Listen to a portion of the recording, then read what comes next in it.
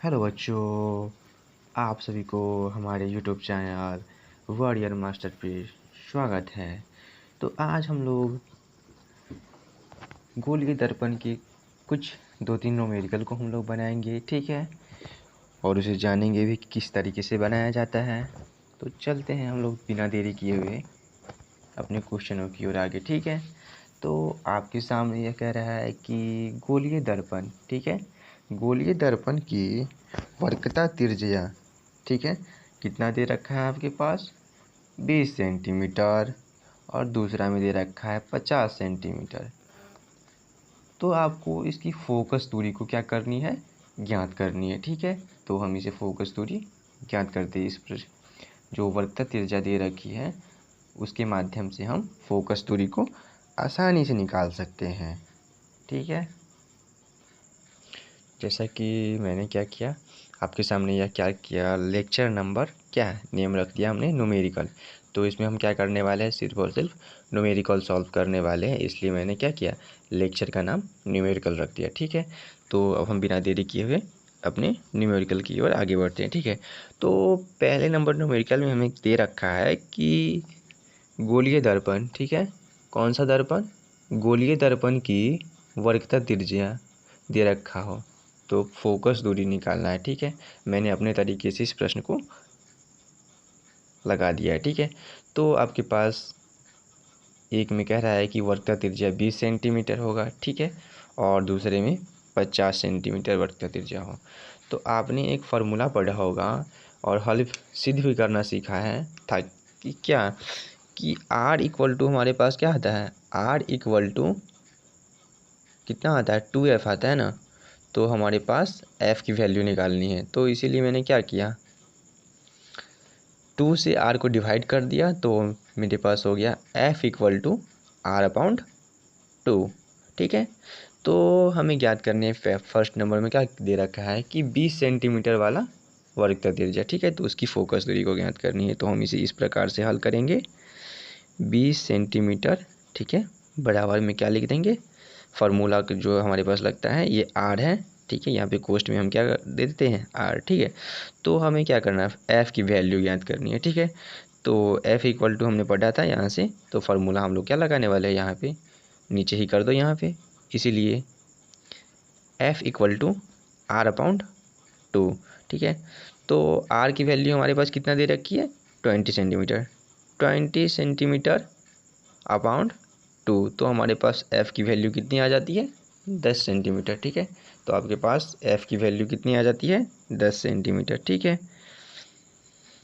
अब दूसरे नंबर में दे रखा है कि 50 सेंटीमीटर त्रिज्या, ठीक है। तो आपको निकालना है इससे फोकस दूरी, ठीक है। तो आपने इसी प्रकार से हम क्या करना है, F इक्वल टू R/2 दे रखना है फार्मूला, ठीक है। और R की जो वैल्यू हमारे पास दे रखी है उसे R की जगह पे क्या करना है, हमें पुट कर देना है, ठीक है। तो R की वैल्यू हमें दे रखी है 50 सेंटीमीटर, ठीक है। आई होप डैट कि आप लोगों को समझ में आ रहा होगा, समझ में आप लोगों को यह वीडियो समझ में आ रहा हो तो एक लाइक एंड चैनल को सब्सक्राइब ज़रूर से ज़रूर करें, ठीक है। अपॉन 2, तो हमारे पास जब हम 50 को डिवाइड करेंगे 2 से तो कितना आएगा, 25। तो हमारा ये F निकल करके इसका आ चुका है कितना। तो यदि आप लोग को यह क्वेश्चन समझ में आ चुका है तो आप दो क्वेश्चन को आप हल करके हमारे कमेंट सेक्शन में डाल सकते हो, ठीक है। तो 3 में मैंने क्या दे दिया, 60 सेंटीमीटर एंड 4 में 100 सेंटीमीटर, ठीक है। तो आप कमेंट में इसका आंसर बता सकते हैं, ओके। तो अब बढ़ते हैं अगले नंबर न्यूमेरिकल की ओर। आप इसका स्क्रीनशॉट ले सकते हैं, नहीं तो जो हम लोग के द्वारा यहाँ पे वीडियो में पढ़ाया जाता है यूट्यूब पे, वो आपको कमेंट सेक्शन में और वीडियो के डिस्क्रिप्शन में इसका लिंक मिल जाएगा, ठीक है, या PDF नोट्स इसका मिल जाएगा, ओके। तो आपके सामने एक नया क्वेश्चन दे रखा है कि गोलीय दर्पण, ठीक है, गोलीय दर्पण का एक भाग जो कि अवतल दर्पण है, ठीक है, जिसके सामने क्या किया जा रहा है कि रखी वस्तु 5 सेंटीमीटर ऊंचाई वाली है, ठीक है, जिसका हाइट कितना होना चाहिए, 5 सेंटीमीटर, ठीक है। तो वाले वस्तु के प्रतिबिंब की ऊंचाई, तो जो वस्तु होगा उसका ऊंचाई कितना दे रखा है 10 सेंटीमीटर हो। तो आवर्धन ज्ञात करना है। आवर्धन को चूँकि हम लोग किस चीज़ से इंडिकेट करते हैं, एम से, ओके। और जो प्रतिबिंब की ऊंचाई होती है उसे हम किस चीज़ से इंडिकेट करते हैं, एच डाइस से, ठीक है। और जो हमारे पास वस्तु की ऊंचाई होगी हम उसे किस चीज़ से इंडिकेट करेंगे, एच से, ओके। इतना तो आप लोगों को समझ में आ चुका होगा। तो अब हम चलते हैं आवर्धन निकालते हैं, ठीक है, किस प्रकार से हम लोग आवर्धन को निकाल सकते हैं। अब ये आपके सामने क्वेश्चन है, ठीक है, मैंने लिख दिया है यहाँ पे।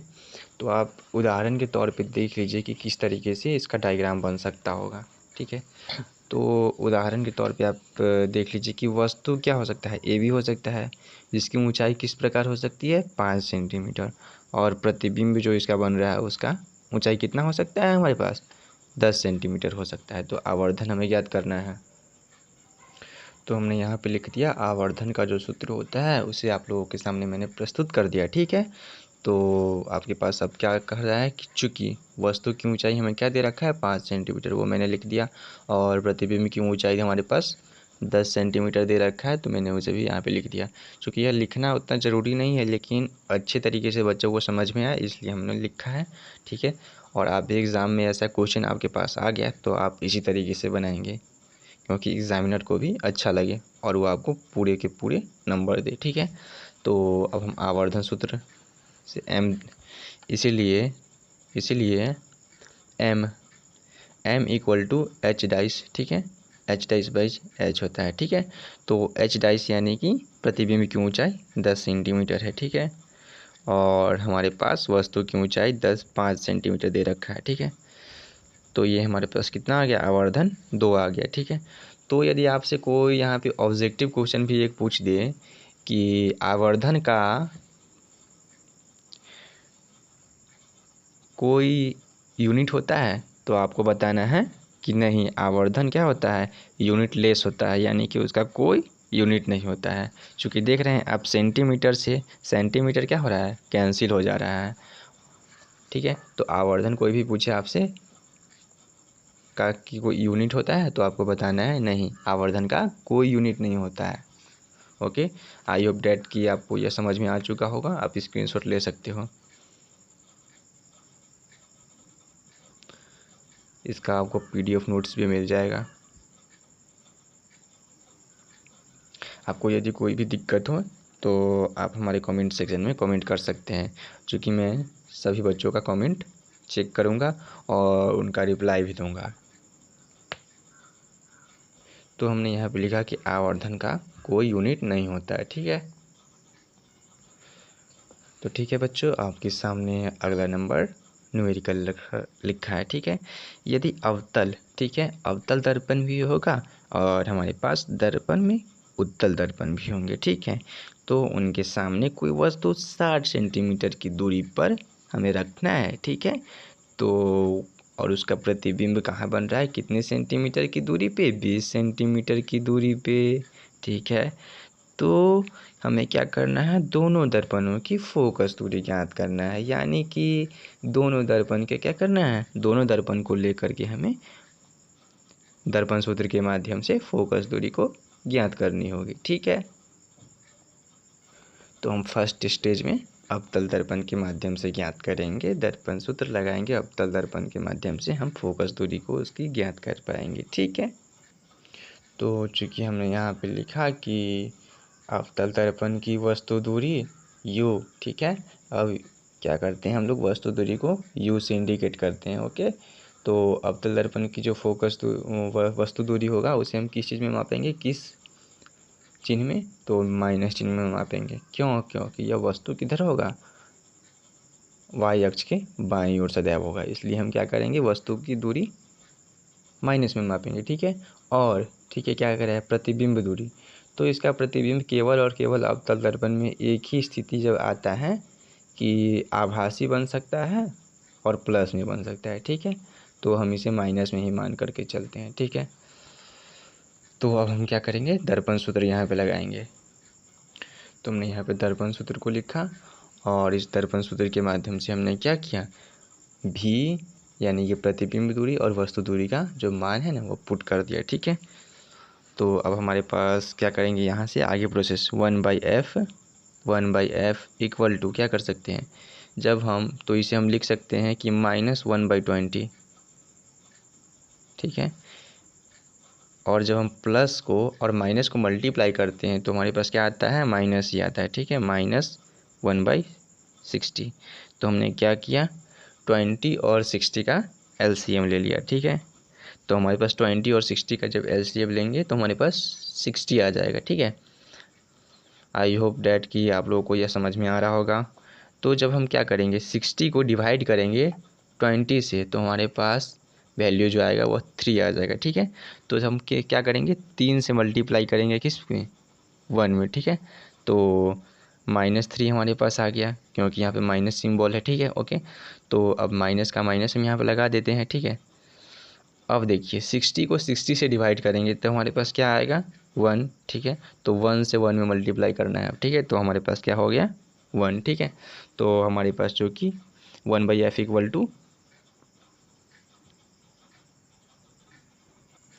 तो हमारा जो कि 1/f इक्वल टू -4/60 आ जाएगा। ठीक है, तो हम क्या करेंगे यहाँ पे 1/f इक्वल टू क्या लिख सकते हैं अब कि -4/60। ठीक है, तो इसे हम जो काटेंगे तो लिख सकते हैं कि -1 कितना,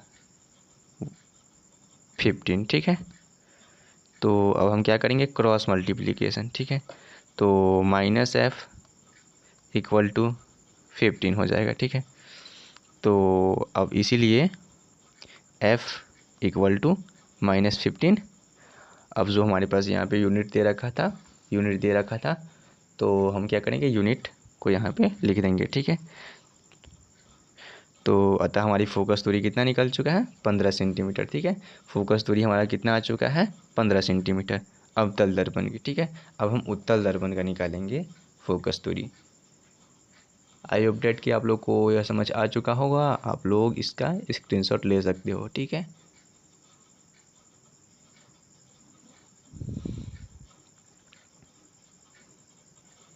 बच्चों, तो हमने क्या लिखा कि उत्तल दर्पण की वस्तु दूरी जो कि ऋणात्मक होती है। ठीक है, 60 सेंटीमीटर। ठीक है, और प्रतिबिंब की दूरी भी यानी कि 20 सेंटीमीटर।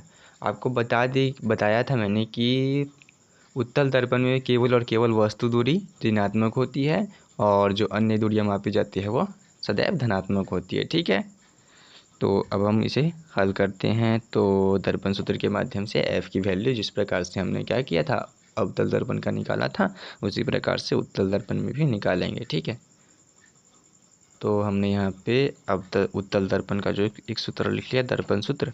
अब हमें क्या करना है, आगे हल करना है। ठीक है, तो अगले पेज में हम लोग चलते हैं।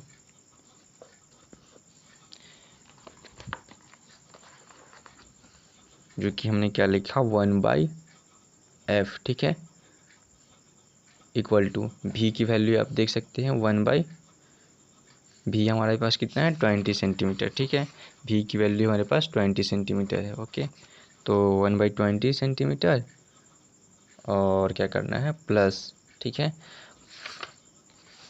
यू की वैल्यू हमारे पास कितनी है, -60 सेंटीमीटर। ठीक है, तो 1/-60 सेंटीमीटर। ठीक है, तो आगे हम क्या कर सकते हैं, इसे 1/20 सेंटीमीटर, और जब हम -60 को प्लस से मल्टीप्लाई करेंगे तो हमारे पास कितना आ जाएगा, -1/60। ठीक है, अब आगे का प्रोसेस तो आप खुद भी कर सकते हैं स्क्रीन को पॉज करके। ठीक है, तो अब हमारे पास 20 और 60 का हमने क्या किया, LCM ले लिया। ठीक है, तो 60 LCM आ चुका है। अब करना क्या है कि 20 से डिवाइड करना है 60 को, तो हमारे पास 3 आता है। ठीक है, तो 3 × 1 क्या करना है, मल्टीप्लाई करना है, तो 3 माइनस। ठीक है, और 60 को 60 से डिवाइड करेंगे तो ऑटोमेटिकली हमारे पास कितना आ जाएगा, 1 वैल्यू आएगा। तो 1 से क्या किया हमने, 1 से मल्टीप्लाई किया 1 को। ठीक है, तो हमारे पास ये बच आ चुका है 2/, जब हम 3 में से माइनस करेंगे 1 को तो हमारे पास 2 ही आएगा ना। तो 2 बाई हमारे पास 60 आ चुका है, ठीक है। तो जब हम इसे कैंसिल करते हैं तो हमारे पास कितना आता है 1/60, ठीक है। तो 1/f इक्वल टू हमारे पास कितना आ चुका है 1/60, ठीक है। तो अब हम क्रॉस मल्टीप्लाई करेंगे, ठीक है। f को इससे मल्टीप्लाई करेंगे और इसे इससे मल्टीप्लाई करेंगे, ठीक है। तो f इक्वल टू हमारे पास क्या आ चुका है 60, ठीक है। सॉरी यहाँ पे मिस्टेक हो चुका है, 30 होना चाहिए, ठीक है। 30 होना चाहिए, ये मेरा कितना होगा 30, ठीक है। तो f इक्वल टू हमारे पास 30 सेंटीमीटर,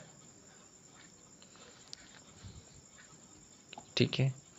तो जैसे कि हमारे पास ये क्वेश्चन भी हमारा हल हो चुका है। तो ओके बच्चों, आपके पास नेक्स्ट न्यूमेरिकल मैंने क्या यहाँ पे ऐड कर दिया है, ठीक है। ये भी इम्पोर्टेंट है आपके लिए। तो इसमें क्या कह रहा है कि अवतल दर्पण की वस्तु दूरी 60 सेंटीमीटर दे रखा है, ठीक है। तो प्रतिबिंब दूरी हमारे पास 20 सेंटीमीटर दे रखा है और प्रतिबिंब की ऊंचाई दे रखा है, ठीक है, कितना 5 सेंटीमीटर। तो हमें ज्ञात करना है क्या, ज्ञात करना है वस्तु की ऊँचाई, ठीक है। वस्तु की ऊँचाई, ठीक है। और वस्तु की ऊँचाई, ठीक है। क्या वस्तु की ऊंचाई हमारा क्या हो जाएगा, h से डिनोट करते हैं इसे, तो h हमें ज्ञात करना है, ठीक है। तो हमने यहाँ पे लिखा कि u equal to -60 centimetre, v equal to -20 centimetre और h इक्वल टू 5 सेंटीमीटर। तो h का वैल्यू हमें ज्ञात करना है, ठीक है। तो आवर्धन सूत्र आप लोग जानते हैं कि m इक्वल टू क्या होता है h डाइस बाई कितना h होता है, ठीक है। तो आप एक संबंध भी जानते होंगे कि चूँकि -v/u इक्वल टू, ठीक है, h डाइस बाई h होता है, ठीक है। तो हमारे पास जब प्रतिबिंब दूरी और वस्तु दूरी जब दे रखा है तो हम ये सूत्र लगाएंगे, ठीक है। -v/u equal to h dash by h, ठीक है। तो ये फार्मूला हम यहाँ पे पुट करते हैं, यहाँ से मान इसे हम क्या करेंगे, यहाँ पे u भी और इस सब का मान रख देंगे, ठीक है। तो हमारे पास v का वैल्यू कितना है -20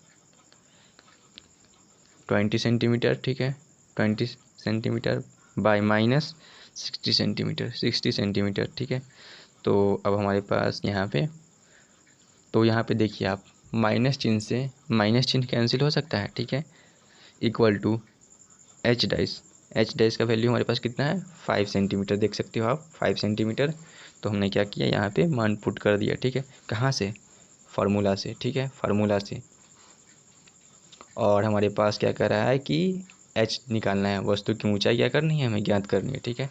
तो बाई मैंने क्या किया है, h को x मान लिया, ठीक है, सपोज डेट x मान लिया, ठीक है। तो हमारे पास ये जब कटता है तो हमारे पास 1/3 आता है, ठीक है। तो 1/3 -1/3 इक्वल टू 5/x, ठीक है। तो क्रॉस मल्टीप्लाई हम यहाँ से करेंगे, ठीक है, क्रॉस मल्टीप्लिकेशन। तो हमारे पास आ जाएगा x इक्वल टू 15। तो इसलिए x इक्वल टू -15, ठीक है, जो कि हमारा प्रतिबिंब की स्थिति होगा वो कहाँ कितना होगा h, इसीलिए h वस्तु की ऊंचाई, ठीक है, वस्तु की ऊंचाई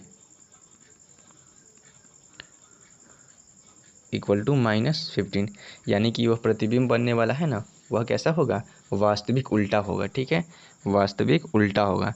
चूँकि आपको बता चुके हैं कि आवर्धन क्या होता है, ऋणात्मक होता है, लेकिन इसकी वस्तु की ऊंचाई कुछ भी हो सकता है, ठीक है, यूनिट में होगा, ठीक है, सेंटीमीटर होगा ये, ठीक है। तो आई होप डेट कि आपको यह समझ में आ चुका है। आपको कई सारे न्यूमेरिकल हम दे रहे हैं बनाने के लिए, चूँकि हम आपको 4 5 6 न्यूमेरिकल देने वाले हैं, ठीक है। इस न्यूमेरिकल को भी आपको हल करना है, ठीक है, इसी माध्यम से, ठीक है। ऊपर में जो दे रखा है कि ये हमारा क्या दे रखा है, वर्गता त्रिज्या, ठीक है। वर्गता त्रिज्या से हमें क्या करनी है, फोकस दूरी ज्ञात करनी है, ओके। और नेक्स्ट न्यूमेरिकल हमारा हो जाएगा यहाँ पे। तो मैंने क्या किया, आपको नेक्स्ट मतलब कि दूसरे नंबर जो न्यूमेरिकल होने वाला है वो आपका ये न्यूमेरिकल होगा कि मैंने क्या किया है, वस्तु की ऊंचाई हमने क्या कर दिया है 10 सेंटीमीटर और प्रतिबिंब की ऊंचाई 50 सेंटीमीटर। और आप इस क्वेश्चन को हल करेंगे, ठीक है, और आपको अगला नंबर क्वेश्चन मिल। और आपको नेक्स्ट नंबर न्यूमेरिकल में हल करना है कि वस्तु को मान लेना है कितना 40 वस्तु दूरी आपको क्या मानना है 40 सेंटीमीटर, ठीक है। और प्रतिबिंब दूरी जो है 100, और इसे आपको हल करके देखना है कि आप न्यूमेरिकल को समझ सके हैं या फिर नहीं, ठीक है। इससे आपको पता चल जाएगा। ओके, अब आपके पास नेक्स्ट न्यूमेरिकल, अब इस वाले न्यूमेरिकल में आपको क्या करना है कि नेक्स्ट वाले न्यूमेरिकल में अवतल दर्पण की वस्तु दूरी 40 सेंटीमीटर हम लोगों को मानना है, ठीक है। और प्रतिबिंब दूरी हमें क्या मानना है 20 सेंटीमीटर, और जो प्रतिबिंब की ऊंचाई दे रखी है 5 सेंटीमीटर, उस पर हमें हल करना है क्या, वस्तु की ऊंचाई ज्ञात करनी है, ठीक है। और तो आप उत्तल दर्पण के माध्यम से भी इसे सिद्ध करके निकाल के इसका एच का वैल्यू निकाल करके देख सकते हैं, ठीक है। आज के लिए बस इतना ही। 4 न्यूमेरिकल को आप लोग हल करके हमारे कमेंट सेक्शन में PDF के माध्यम से डाल सकते हैं, ठीक हो। धन्यवाद। अब हम लोग आपको अगले वीडियो में मिलते हैं। यदि हमारा वीडियो आप लोग को अच्छा लगा हो तो एक like and comment and share भी कर दें, और चैनल को सब्सक्राइब भी कर सकते हैं, ठीक है। आपको जो यहाँ पढ़ाया गया है उसका आपको कमेंट सेक्शन में और डिस्क्रिप्शन में आपको नोट्स PDFs मिल जाएगा, प्रोवाइड किया जाएगा। और अगले लेक्चर में आप लोगों को ढेर सारे ऑब्जेक्टिव क्वेश्चन का प्रैक्टिस कराया जाएगा। ओके।